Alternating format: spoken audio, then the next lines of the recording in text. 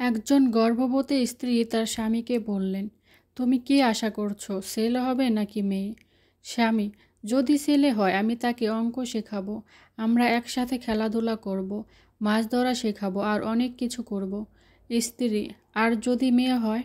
স্বামী, যদি মেয়ে হয় আমি তাকে কিছুই শেখাতে হবে না, বরং সেই আমাকে সব কিছু নতুন করে শেখাবে। যেমন কিভাবে পোশাক পরতে হয়, কিভাবে খেতে হয়, কখন কি বলতে হয় আর কি বলা উচিত নয়। এক কথায় সে হবে আমার দ্বিতীয় মা। আমি কিছু না করলেও সে আমাকে তার হিরো ভাববে। যখন তাকে কিছুতেই না বলবো তখনও সে আমাকে বুঝবে। সে সবসময় তার স্বামীকে আমার মতো হতে চাইবে। সে যত বড়ই হোক না কেন সে সবসময় চাইবে আমি তাকে আমার বেবি ডলের মতোই ভালোবাসি। সে আমার জন্য সবার সঙ্গে লড়াই করবে। কেউ আমাকে আঘাত করলে সে তাকে কখনোই ক্ষমা করবে না।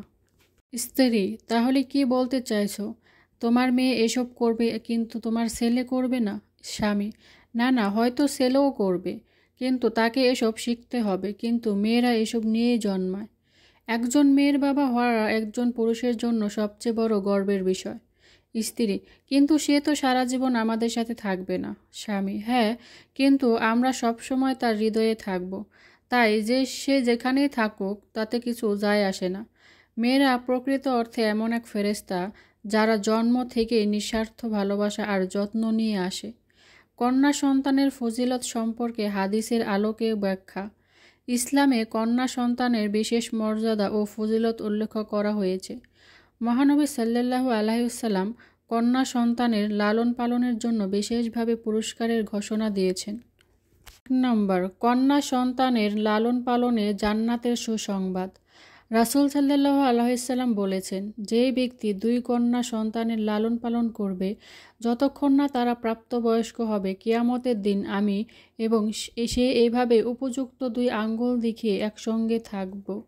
সহিহ মুসলিম 2631।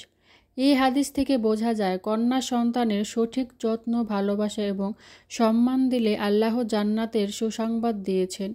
2 কন্যা সন্তানের প্রতিপালনে গুনাহ মোচন করে। আবু সাঈদ খুদরী রায় থেকে বর্ণিত, রাসূল সাল্লাল্লাহু আলাইহি ওয়াসাল্লাম বলেছেন, যে ব্যক্তি 3টি মেয়েকে অথবা 3টি বোনকে প্রতিপালন করবে, তাদের ভালোভাবে দেখাশোনা করবে এবং তাদের প্রতি দয়া করবে, আল্লাহ তাকে জান্নাতে প্রবেশ করাবেন। তিরমিজি 1912।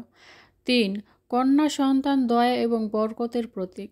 ইবনে আব্বাস রায় বর্ণনা করেন, রাসূল সাল্লাল্লাহু আলাইহি ওয়াসাল্লাম বলেছেন, যে ব্যক্তি মেয়েদের প্রতি সদয় আচরণ করবে এবং তাদের সঠিক অধিকার দেবে সে জান্নাতে প্রবেশ করবে। মুসলিম 2629।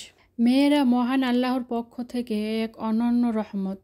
কন্যা সন্তানের প্রতি ভালোবাসা ও যত্ন আমাদের জন্য শুধু দায়িত্বও নয়, বরং জান্নাতের রাস্তা। একজন বাবার কাছে তার মেয়ে শুধু সন্তান নয়, বরং জীবনে এক বিশুদ্ধ আশীর্বাদ। সকল সৌভাগ্যবান বাবাদের উদ্দেশ্য যারা কন্যা সন্তানের বাবা হতে পেরেছেন, আল্লাহ তাদের মেয়েদের বরকতময় করুন, আমিন।